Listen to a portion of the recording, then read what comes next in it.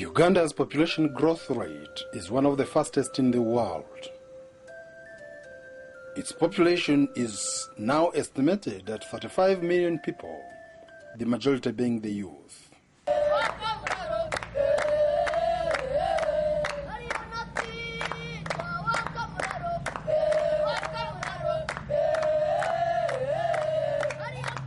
Despite its fast population growth, the poverty levels have as well kept increasing day by day, with almost half the population people living below the poverty line. These people depend on less than $1 a day. For such a kind of population, the best way to fight this alarming poverty is by the government educating its people. Because of this low background, many children are forced to do this kind of work include house helpers, shamba boys, sex workers, and many others that may earn them a living.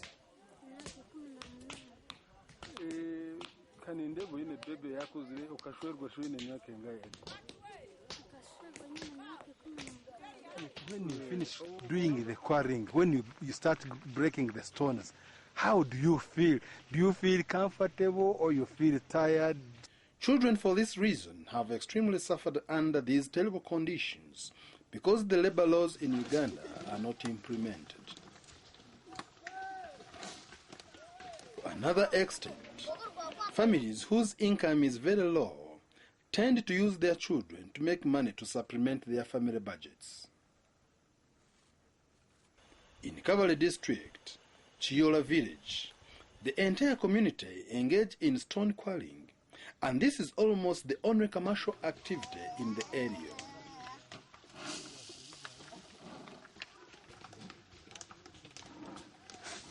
Children, mothers and fathers spend the whole day engaged in this activity, but the hard-earned money is equivalent to nothing because the money worked for can only buy them food and nothing else for surplus.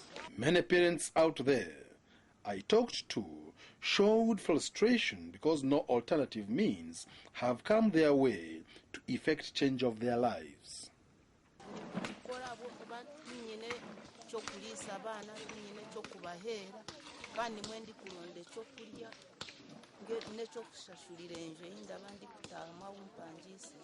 Many of the parents in this area do not have even a plot of land for themselves to accommodate the entire family.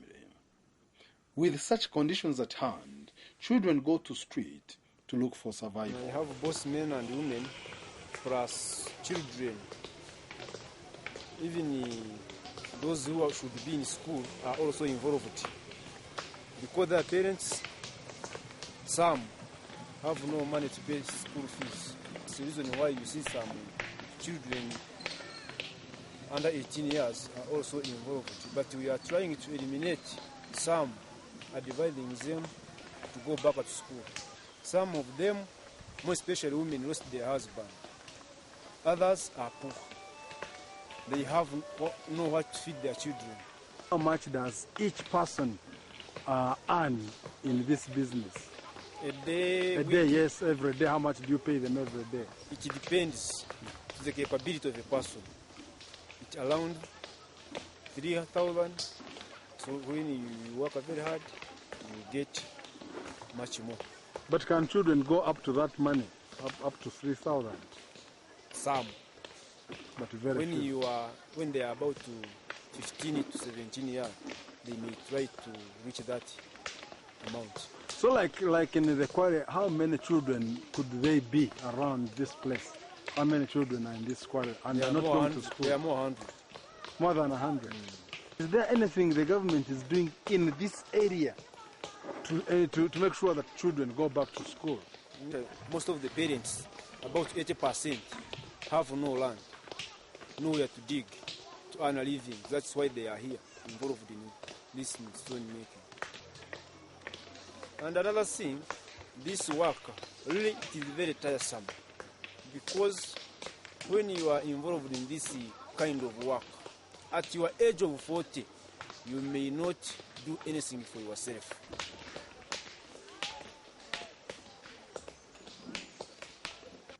In Kabale district, southwestern part of the country, Kabale Quality Primary School is one of those that have enhanced quality and affordable education that has benefited the majority of the poor in Kabale area.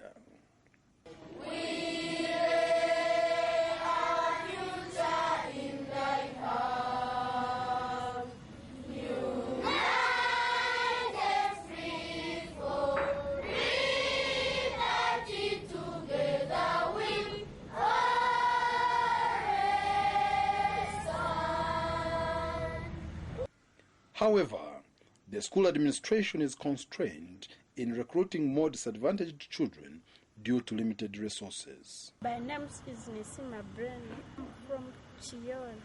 I'm 12 years old. I'm in primary 6. My name is Singema Chon. My name is Eleanor Elizabeth, 5 class. My name is Grace Gomwa Bridget. Primary 2. I come from Guacara. Do you have parents? Yes. Do you stay here or you stay at home? I stay here. How did you access this school? How did you come to this school? I was on the road carrying stones, and I met the white lady and asked me my name. I told her.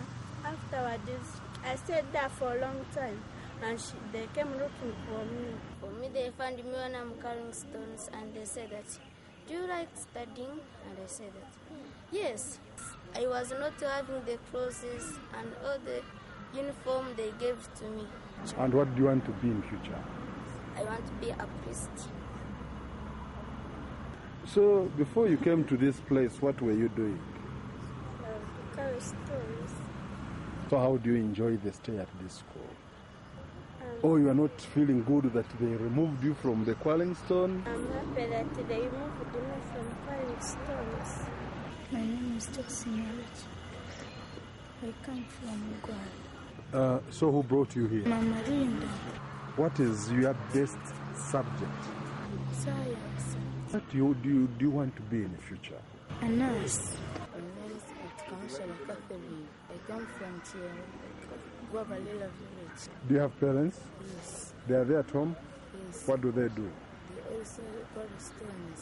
Why were you doing the quarrying? What made you go to the quarrying? I was looking for money to buy books. Where were you schooling from before you came here? In the village. And what difference have you seen between that school and this school? Even sometimes they could not teach us, but here every day they can teach us. I'm Kichirize Samu, and I'm the director of this school, Kabale Quality. Yeah, we use the facilitation from the sponsors where they send us some money, $500, and then out of that we get school fees, and the rest we use it to pay for uniform and other needs. And how do you get these children? The children, we get them from the stone quarries in different places like Chiora and others from Muhanga. And the whole process was started by Linda, who cited them suffering from the quarries when they were being used for labor when they were still young. Yeah, it is all about kindness, looking at suffering people having no help and unable to access quality education, and we know a society cannot develop without accessing education. So we resorted to helping these ones so that they can go back and take part in educating the rest population in the society. Yeah, the program is very big. We are calling upon all people who can manage to sponsor at least one child with $500 because the population is too big. There are still more children remaining at the quarries. So we intended to expand the project and help very many children so that they can also help others. Some children who remain at the quarries, actually, they complain to us. They say we are segregative because they would like to be part of the school and they are not having facilitation. And some other challenges like in communication, we are failing to have internet, to have some computers to communicate to the sponsors. My name is Nasasra Henry, the director of Kabale Quality Primary School in charge of academics. I teach as well. I'm grateful, especially to this merciful atmosphere that these people are trying to extend to our fellow Africans. You know, in Uganda, if someone provides education, we appreciate so much.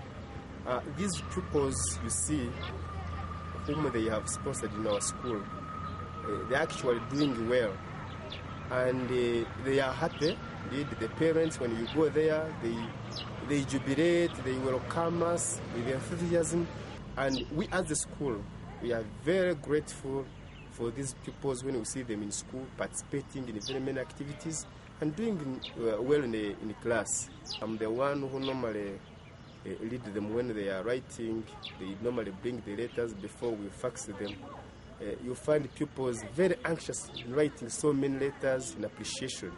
Could you be having any special people you would like to recognize in this regard that have done that great contribution? Our main coordinator is Linda, he says, and she does a great work. She even, the letters she normally sends urging. She wants to have so many, although she struggles to get more sponsors from her area. There is Freddie, there are many more sponsors who are coming, and Major Linda is doing well. It's our prayer that we get many more who can help, because there are so many at the quarry sites. When you go there, they start complaining, they come to us, they want more help, and the pupils are very many. They start even quarrying when they are still 2 years. So we call upon those who could be supportive to pick some other pupils so that they can get this opportunity of gaining this basic education.